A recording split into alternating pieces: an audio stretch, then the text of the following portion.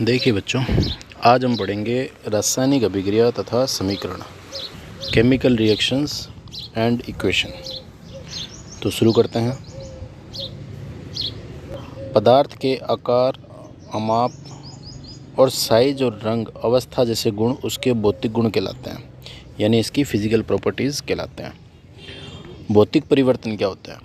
वह परिवर्तन जिसमें किसी पदार्थ के भौतिक गुणों तथा अवस्था में परिवर्तन हो जाए, यानी उसका फिजिकल स्टेट चेंज हो जाए या उसकी फिजिकल प्रॉपर्टीज़ चेंज हो जाए किसी पदार्थ की, लेकिन रासायनिक गुणों में कोई परिवर्तन नहीं होता, तो भौतिक परिवर्तन कहलाता है।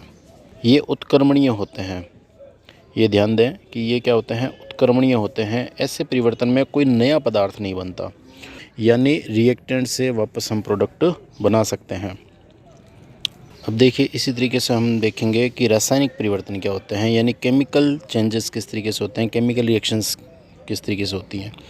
वह परिवर्तन जिसमें एक या एक से अधिक नए पदार्थ बनते हैं रासायनिक परिवर्तन या रासायनिक अभिक्रिया कहलाती है।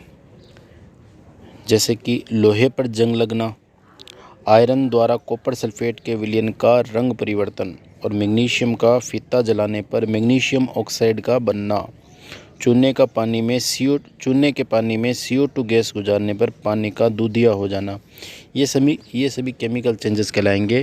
क्यों? क्योंकि इसमें रिएक्टेंट से प्रोडक्ट बने हैं और इन प्रोडक्ट्स को, इन उत्पाद को वापस हम अभिकारकों में परिवर्तित नहीं कर सकते। ठीक है, इसी प्रकार से आगे देखते हैं। अब देखिए, केमिकल इक्वेशन यानी रासायनिक समीकरण क्या होती है। इसमें बेसिकली आपको दो चीज़ें ध्यान में रखनी है, एक है अभिकारक और दूसरा है उत्पाद। जैसे अभिकारक क्या होते हैं? ऐसे पदार्थ जिनमें अभिक्रिया के दौरान रासायनिक परिवर्तन होते हैं अभिकारक कहलाते हैं। जैसे अगर हम कहें कि A+B चेंज इनटू C, तो इसमें जो हमारे A और B होंगे ये हमारे अभिकारक कहलाएंगे और जो C है वह प्रोडक्ट कहलाएगा। जैसे उत्पाद, तो रासायनिक अभिक्रिया के दौरान नए पदार्थ का निर्माण होता है जिसका संगठन अभिकारकों से भिन्न यानी कि अलग होता है, ये पदार्थ उत्पाद कहलाते हैं। तो यहाँ पर जो C है वो तो हमारा है प्रोडक्ट और जो A और B है वो हमारे क्या होंगे? अभिकारक। शब्द समीकरण क्या होता है, यानी कि वर्ड इक्वेशन क्या होती है। देखिए, जब किसी अभिक्रिया को वाक्य के रूप में लिखा जाता है तो यह विवरण बहुत लंबा हो जाता है। जैसे अगर हम कहें कि एक अभिकारक A है, इसकी अभिक्रिया हम अभिकारक B से करवाते हैं तो C का निर्माण होता है। अगर हम इसे पूरा वाक्य के रूप में लिखेंगे तो ये काफ़ी बड़ा हो जाएगा। इसे संक्षिप्त भी लिखा जा सकता है, जिसमें शब्द समीकरण सबसे सरलतम रूप है। तो इसके लिए हम क्या कहेंगे कि एक अभिकारक है जिसका हम नाम दे देंगे A+B चेंज इनटू C। तो हम कह सकते हैं जैसे ऑक्सीजन की उपस्थिति में मैग्नीशियम रिबन का दहन होता है और मैग्नीशियम ऑक्साइड का निर्माण होता है। इसे शब्द समीकरण द्वारा इस प्रकार लिखेंगे, जैसे magnesium plus oxygen change into magnesium oxide. तो इस तरीके को हम क्या कहेंगे? इसे हम शब्द समीकरण कहेंगे। तो शब्द समीकरण यानी कि वर्ड इक्वेशन का मतलब आपको समझ में आ गया होगा।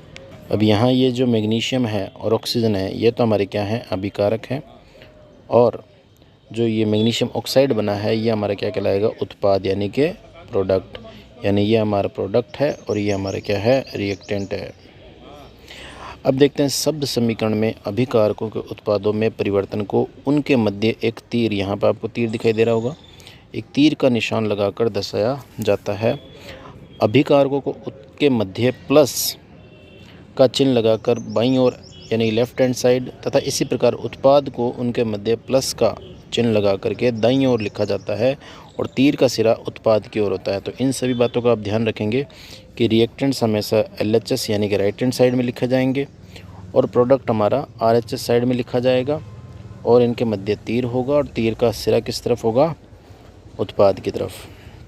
इसी प्रकार अगर हम शब्द समीकरण से भी संक्षिप्त लिखना चाहें तो हम रासायनिक समीकरण लिख सकते हैं, केमिकल रिएक्शन या केमिकल इक्वेशन लिख सकते हैं। शब्दों की जगह रासायनिक सूत्र का प्रयोग किया जाएगा यहाँ पर, इसे हम रासायनिक अभिक्रिया कहते हैं। जैसे मैग्नीशियम को हम Mg लिख दें और ऑक्सीजन को हम O2 लिख दें, तो Mg + O2 change to magnesium oxide को हम MgO लिखेंगे। तो ये जो रिएक्शन इस तरीके से हम लिखेंगे इसे हम रासायनिक समीकरण कहेंगे, केमिकल रिएक्शन कहेंगे। तो ये और भी संक्षिप्त रूप हो गया। अधिकतर जब आप केमिस्ट्री में कोई रिएक्शन पढ़ोगे तो वो इसी रूप में पढ़ोगे जिसे हम केमिकल रिएक्शन कहते हैं। ठीक है। अब देखिए रासायनिक समीकरण को संतुलित कैसे किया जाता है कि कई बार हम देखेंगे कि मान लीजिए मैंने यहाँ लिखा Mg प्लस यहाँ लिखा O2, तो इस तरीके से हमें क्या प्राप्त होगा, MgO। तो यहाँ हम देख सकते हैं कि मैग्नीशियम 1 है, यहाँ मैग्नीशियम 1 है, लेकिन O2 यहाँ पर हमारे पास में 2 है, लेकिन यहाँ पर O हमारे पास 1 है। इस तरीके से यह अभिक्रिया क्या होगी, असंतुलित होगी। तो इस अभिक्रिया को संतुलित करना पड़ेगा। वो किस प्रकार किया जाएगा कि द्रव्यमान संरक्षण के नियम के अनुसार द्रव्यमान को न तो नष्ट किया जा सकता है और न बनाया जा सकता है। अतः किसी रासायनिक समीकरण में उत्पाद तत्वों का कुल द्रव्यमान अभिकारक तत्वों के कुल द्रव्यमान के बराबर होता है। अतः किसी रासायनिक अभिक्रिया में अभिक्रिया से पहले तथा बाद में तत्वों की परमाणु संख्या सदैव समान रहती है। यानी हम रिएक्टेंट में जितने एटम्स लेंगे उतने ही एटम्स प्रोडक्ट में बनेंगे। कोई नए पदार्थ का ना तो निर्माण होगा ना वो नष्ट हो गए। यह द्रव्यमान संरक्षण का नियम है। इसी के आधार पर हम किसी भी केमिकल रिएक्शन को बैलेंस करते हैं। अब देखिए किसी भी केमिकल रिएक्शन को बैलेंस करने के लिए कुछ स्टेप्स दिए गए हैं। फर्स्ट स्टेप क्या है, देखिए जैसे हमारे पास में ये रिएक्शन दे रखी है कि Fe + H2O Fe3O4 + H2। यहाँ हम देख पा रहे हैं कि यह जो अभिक्रिया है ये बैलेंस नहीं है, तो इसे हमें बैलेंस करना पड़ेगा। तो बैलेंस करने के लिए आप कुछ नियम ध्यान रखेंगे। जैसे सबसे पहले हम क्या करेंगे कि इस अभिक्रिया में हमारे पास 2 रिएक्टेंट है और 2 ही प्रोडक्ट है। इनमें आपको सबसे बड़ा फार्मूला किसका दिखाई दे रहा है, तो जाहिर सी बात है यहाँ पर हमें सबसे बड़ा फार्मूला Fe3O4 का दिखाई दे रहा है। और Fe3O4 में भी आपको सबसे ज़्यादा एटम किसके दिखाई दे रहे हैं, यहाँ पर आप देख पा रहे हैं कि यहाँ पर ऑक्सीजन के पास 4 एटम है, ऑक्सीजन के यहाँ पे 4 एटम है। तो सबसे पहले हम इसको बैलेंस करेंगे। तो इसके लिए देख हमारे पास यहाँ पर रिएक्टेंट्स में यानी अभिकारकों में ऑक्सीजन हमारे पास कितने हैं, 1, और प्रोडक्ट में उत्पाद में ऑक्सीजन परमाणु की संख्या कितनी है, 4। अतः हम क्या करेंगे, अभिकारकों में H2O को 4 से मल्टीप्लाई कर देंगे। पूरा का पूरा यहाँ ये ध्यान रखें कि कोई भी जो सूत्र है, कोई भी फॉर्मूला है, वो पूरा का पूरा मल्टीप्लाई होगा। यहाँ पे 4 से मल्टीप्लाई करेंगे तो यहाँ पर ऑक्सीजन 4 हो जाएंगे और प्रोडक्ट में भी ऑक्सीजन 4 हो जाएंगे। अब जैसे कि यहाँ पे आप देख पा रहे हैं कि यहाँ पर हमने H2O को 4 से मल्टीप्लाई कर दिया है, लेकिन यहाँ पर आप ये बात ध्यान रखें कि मल्टीप्लाई करते समय आप इसके सूत्र में कोई परिवर्तन नहीं कर पाएंगे, आप इसके फॉर्मूला में कोई चेंजेस नहीं करेंगे। जैसे आप इसको H2O4 या H2O का होल 4 नहीं लिख सकते, हमें पूरे फॉर्मूला को 4 से मल्टीप्लाई करना पड़ेगा। उसके बाद देखिए स्टेप 2। अब यहाँ पर हम क्या करेंगे, जब हमने ऑक्सीजन देखा तो इसके पास क्या है, हमारे पास हाइड्रोजन। तो अब हमें हाइड्रोजन को बैलेंस करना पड़ेगा। यहाँ पर अगर हम हाइड्रोजन की बात करें तो अभिकारकों में हमारे पास हाइड्रोजन कितने हैं, 4 × 2, तो टोटल हो गया हमारे पास में 8। तो यहाँ पर हमारे पास 8 हाइड्रोजन है, लेकिन हमारे पास उत्पाद में हाइड्रोजन की संख्या 2 है। तो 2 को हमें क्या करना पड़ेगा, 4 से मल्टीप्लाई करना पड़ेगा, तब हमारे पास 8 हाइड्रोजन यहाँ प्राप्त होंगे। तो यहाँ हम क्या करेंगे कि H2 को 4 से मल्टीप्लाई कर देंगे। अब इस अभिक्रिया में आप देख सकते हैं कि हमने यहाँ पर हाइड्रोजन और ऑक्सीजन को बैलेंस कर दिया है। तो अब हमारे पास क्या बचा, अब हमारे पास आयरन बचा। अब यहाँ पर आप उत्पाद में देख पा रहे हैं कि आयरन की संख्या हमारे पास यहाँ पर 3 है। तो हम अभिकारकों में भी 3 को मल्टीप्लाई कर देंगे, तो हमारे पास आयरन भी संतुलित हो जाएगा। तो अब संतुलित अभिक्रिया क्या प्राप्त होगी, हमारे पास 3Fe + 4H2O change into Fe3O4 + 4H2। इस विधि को हम हिट एंड ट्रायल विधि भी कहते हैं। तो इस तरीके से आप कोई भी केमिकल रिएक्शन को बैलेंस कर सकते हैं। अब यहाँ पर आप एक बात और ध्यान रखें कि जब हम अभिकारक या उत्पाद ले रहे हैं तो उसमें अभिकारक और उत्पाद की अवस्था को दर्शाया जाना भी कभी कभी आवश्यक हो जाता है। जैसे किसी भी पदार्थ की अवस्थाएं कितनी होती है, 3, जैसे ठोस, द्रव और गैस, यानी सॉलिड, लिक्विड एंड गैस। और एक चौथी स्टेट आप लिख सकते हैं एक्वस, यानी जिसे हम AQ के द्वारा प्रदर्शित करते हैं, यानी कि जब अभिकारकों को आप जल में घोलेंगे यानी जलीय विलयन उसका बनाएंगे तो उस अवस्था को हम AQ लिखेंगे। तो इस अभिक्रिया में हम जैसे कि आयरन ले रहे हैं तो वो ठोस अवस्था में ले रहे हैं, इससे हमें पता लग रहा है, तो ब्रैकेट में हमने स्मॉल s लिख दिया। इसी तरीके से H2O जो हम ले रहे हैं यहाँ पे गैसियस फेज़ में ले रहे हैं, यानी कि हम जल की वाष्प लेंगे यानी कि वेपर लेंगे, इसलिए हमें इसको ब्रैकेट में G लिख दिया है। और जो प्रोडक्ट हमारा बन रहा है वो सॉलिड स्टेट में बनेगा यानी अवक्षेप बनेगा, जिसको हम प्रेसिपिटेट यानी PPT कहते हैं, और हाइड्रोजन गैस का निर्माण होगा, तो जिसे हम स्मॉल g के द्वारा प्रदर्शित करते हैं। तो इस तरीके से आप किसी भी केमिकल रिएक्शन को, किसी भी रासायनिक समीकरण को संतुलित करना और उसके पदार्थ यानी अभिकारक और उत्पाद की अवस्था को दर्शाना सीख चुके हैं। कभी कभी अभिक्रिया की परिस्थितियां, जैसे कि हमें ताप, दाब और किस उत्प्रेरक की उपस्थिति में वो अभिक्रिया करवाई जा रही है वो भी दर्शाना आवश्यक होता है, तो उससे हम अभिक्रिया में तीर के निशान के ऊपर दर्शा सकते हैं। जैसे कि यहाँ पर आप देख सकते हैं कि कार्बन मोनोऑक्साइड हमने गैस ली है, हाइड्रोजन गैस से उसका रिएक्शन करा रहे हैं 340 ATM। ATM जो है दाब की इकाई है यानी प्रेशर की यूनिट है। तो इतने प्रेशर पे यह अभिक्रिया जब करवाई जाएगी तो यहाँ पर हमें मिथेनॉल यानी कि CH3OH वो लिक्विड फेज में प्राप्त होगा। इसी प्रकार के हम यहाँ पर CO2, अब देखिए यहाँ पर CO2 गैस होती है लेकिन यहाँ पर लिखा हुआ है AQ, यानी कि CO2 को जाहिर सी बात है हमने जल में घोला हुआ है या उसका सॉल्यूशन बनाया हुआ है, तो इस तरीके से CO2 का सॉल्यूशन लिया हमने, और H2O लिक्विड है, जल है, और ये सूर्य की प्रकाश और क्लोरोफिल की उपस्थिति में करवाई जा रही है अभिक्रिया, तब ग्लूकोज, ऑक्सीजन और जल का निर्माण हो रहा है। इसी तरीके से आपको यहाँ पर 4 अनबैलेंस्ड केमिकल रिएक्शन दी जा रही है, ये आप बैलेंस कीजिए, तब आप खुद समझ पाएंगे कि आपको रासायनिक अभिक्रिया संतुलित करना आया है या नहीं आया। अगर आप अभी भी इसमें डाउट हो तो आप नीचे कमेंट करके बता सकते हैं।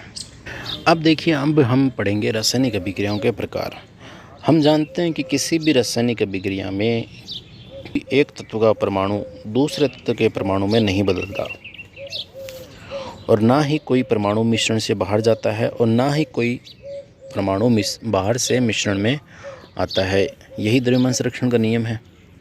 अतः किसी रासायनिक अभिक्रिया में परमाणु की आपसी बंध टूटने और नए बंध के बनने से ही नए पदार्थों का निर्माण होता है। यानी कि अगर हम बात करें, कोई अभिक्रिया है AB और प्लस C से अभिक्रिया कर रही है, तो हमारे पास एक प्रोडक्ट AC और प्लस B प्राप्त हो रहा है।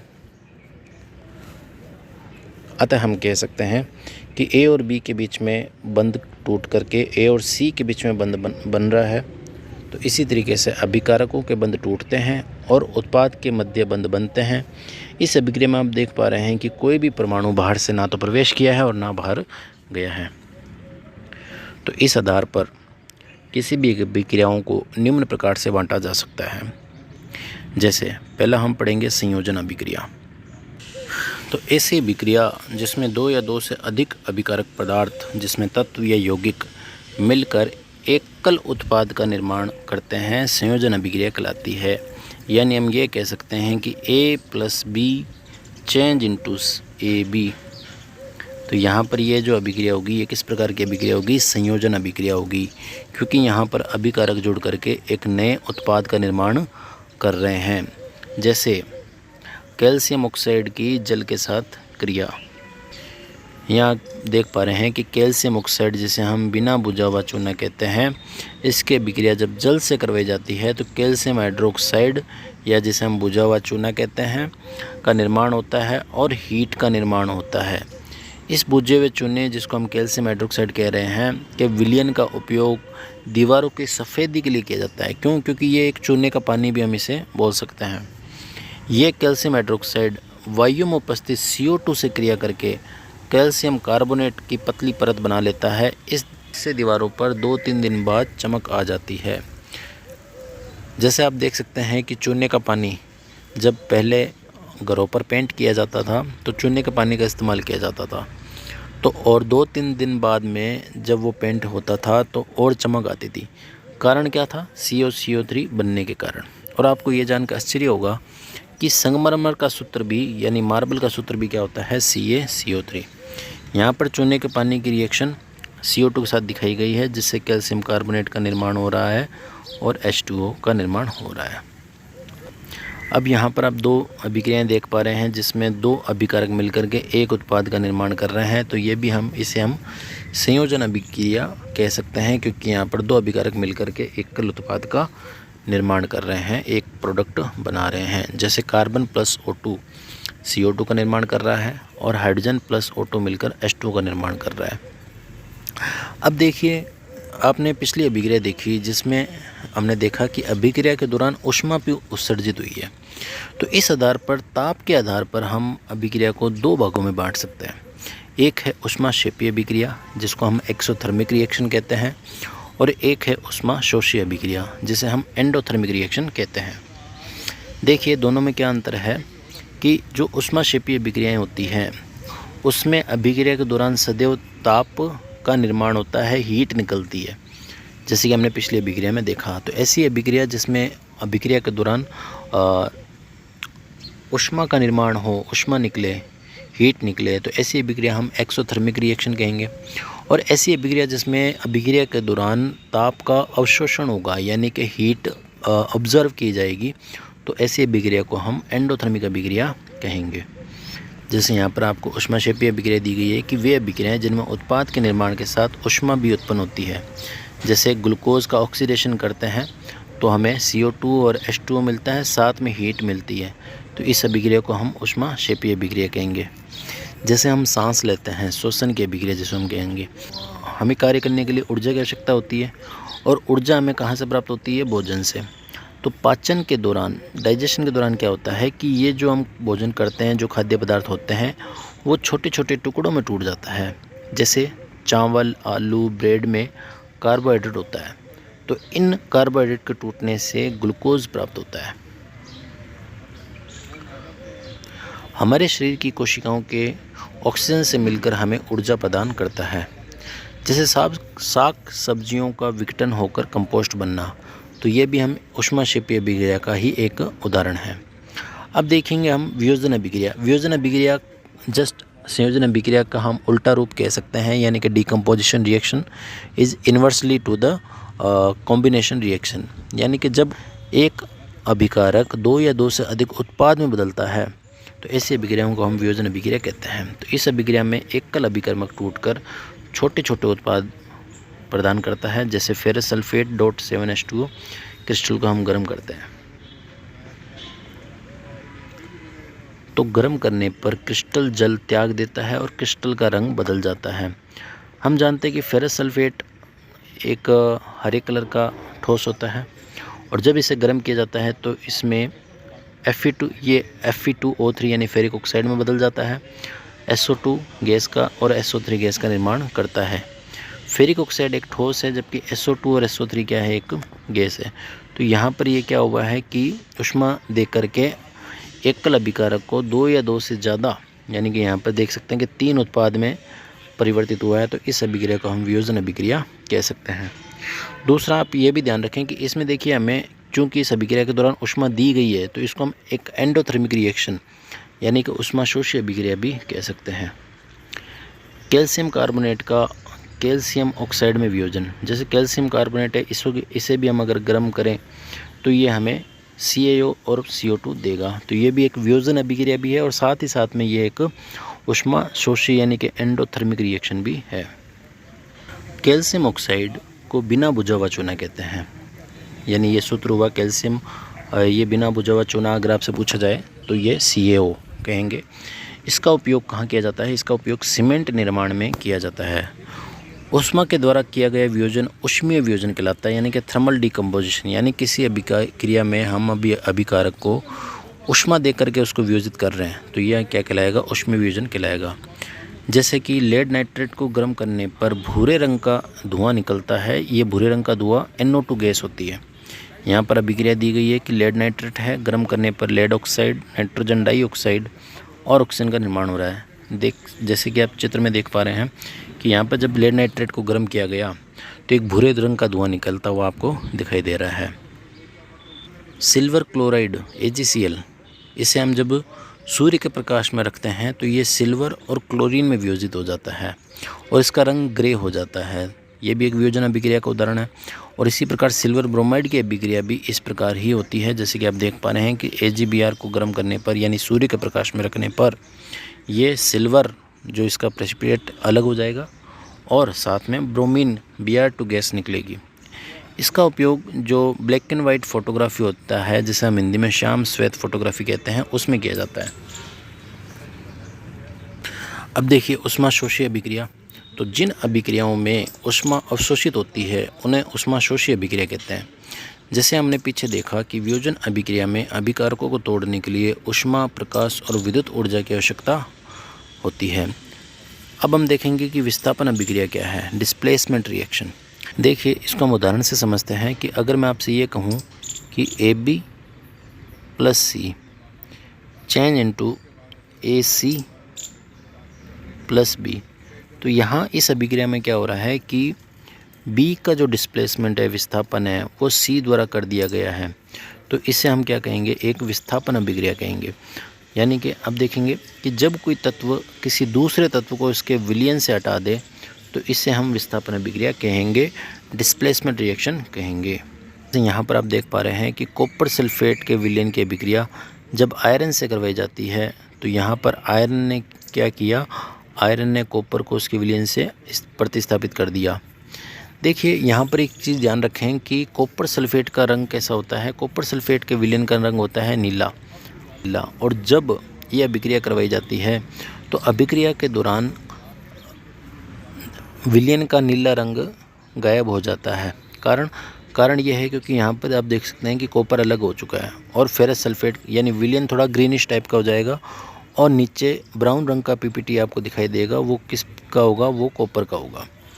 अदर एग्जांपल्स भी हैं, जैसे कि जिंक को कॉपर सल्फेट से करवाया जाए तो जिंक सल्फेट होगा और कॉपर अलग हो जाएगा विलयन से।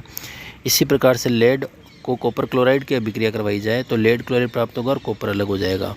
यहाँ पर आप देख पा रहे हैं कि आयरन ने कॉपर सल्फेट को विस्थापित किया, जिंक ने कॉपर सल्फेट को विस्थापित किया और लेड ने भी कॉपर सल्फेट को विस्थापित किया।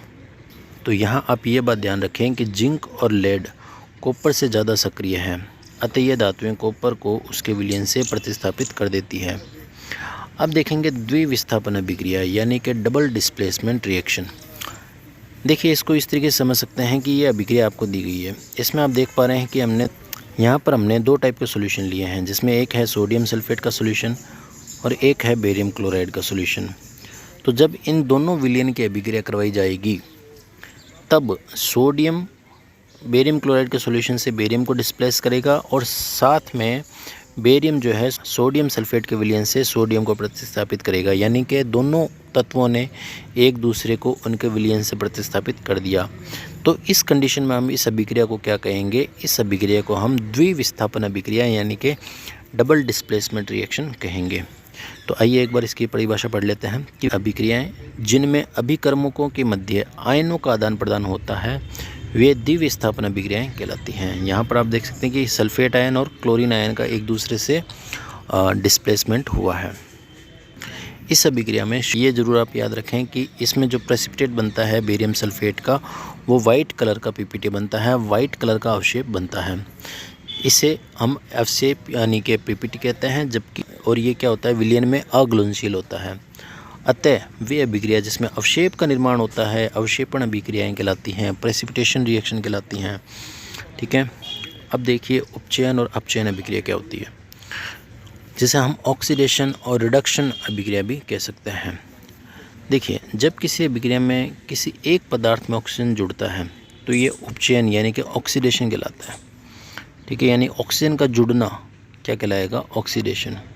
जब किसी अभिक्रिया में किसी एक पदार्थ में ऑक्सीजन का ह्रास यानी कि कमी होती है, ऑक्सीजन हटता है और हाइड्रोजन का योग होता है, हाइड्रोजन जुड़ता है, तो ये अपचयन अभिक्रिया कहलाती है। देखिए यहाँ पर ऑक्सीडेशन रिएक्शन आपको दे रखी है कि कॉपर में ऑक्सीजन जुड़ रहा है, कॉपर ऑक्साइड बना, तो ये ऑक्सीडेशन रिएक्शन हुई। और इसी प्रकार से कॉपर में हाइड्रोजन जुड़ रहा है और ऑक्सीजन हट रहा है, तो ये एक रिडक्शन अभिक्रिया हुई। तो इसमें हम अगर रेड और ऑक्स को मिला दें तो बनेगा रेडॉक्स। तो इस अभिक्रिया को जिसमें ऑक्सीडेशन और रिएक्शन दोनों होती है, रेडॉक्स अभिक्रिया कहलाती है। तो यहाँ आप देख सकते हैं कि जब किसी अभिक्रिया में किसी एक अभिकर्मक का उपचयन यानी ऑक्सीकरण हो और दूसरे अभिकर्मक का अपचयन यानी कि रिडक्शन हो, तो ऐसी अभिक्रिया उपचयन, अपचयन या रिडॉक्स अभिक्रिया कहलाती है। इसी अभिक्रिया में आप देख पा रहे होंगे कि कॉपर ऑक्साइड में ऑक्सीजन हट रहा है और कॉपर बन रहा है, और हाइड्रोजन में ऑक्सीजन जुड़ रही है यानी कि इसका उपचयन हो रहा है, ऑक्सीडेशन हो रहा है। दो अन्य उदाहरण और दिए गए हैं। यहाँ पर आप देख पा रहे हैं कि जिंक का तो क्या हो रहा है, जिंक का रिडक्शन हो रहा है और कार्बन का ऑक्सीडेशन हो रहा है, और इस अभिक्रिया में मैग्नीज का रिडक्शन हो रहा है और HCl का ऑक्सीडेशन हो रहा है। अब देखिए एक टॉपिक आता है आपका संक्षारण, यानी कि जिसको हम कहते हैं कोरोजन। इसको साधारण शब्दों में हम समझें तो जो लोहे पर जंग लगना होता है उसे हम संक्षारण कहते हैं। तो जब कोई धातु अपने आसपास अम्ल, आर्द्रता आदि के संपर्क में आती है तो ये संक्षारित हो जाती है। इस प्रक्रिया को संक्षारण कहते हैं।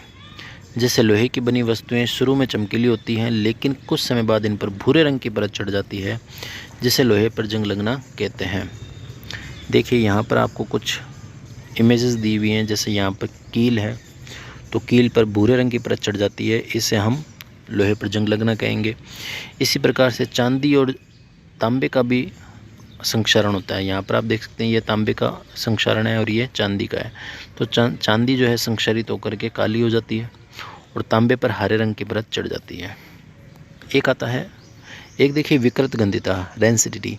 आपने देखा होगा कि जब कोई हम खाना बनाते हैं और कुछ समय तक के लिए वो खाना रह जाता है तो वो खाना धीरे धीरे ख़राब हो जाता है।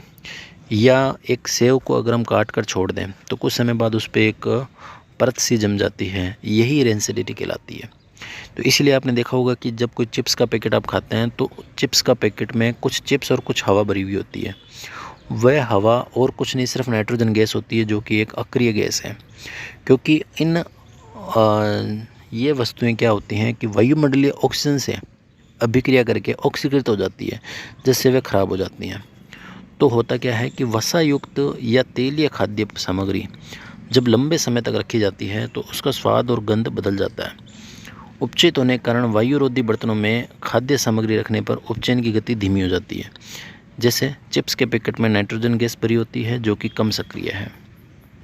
तो ये था हमारा चैप्टर केमिकल रिएक्शन इक्वेशन। अगर इसमें किसी भी प्रकार का आपको डाउट हो तो कमेंट में ज़रूर बताइएगा। Thank you.